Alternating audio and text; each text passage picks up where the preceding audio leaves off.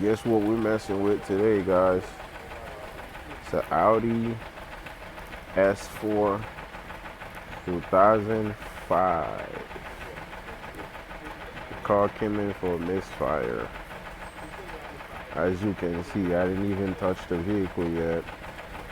And you guys can hear the sound of the engine already. So we're gonna get to a little more detail and let you guys know what's going on.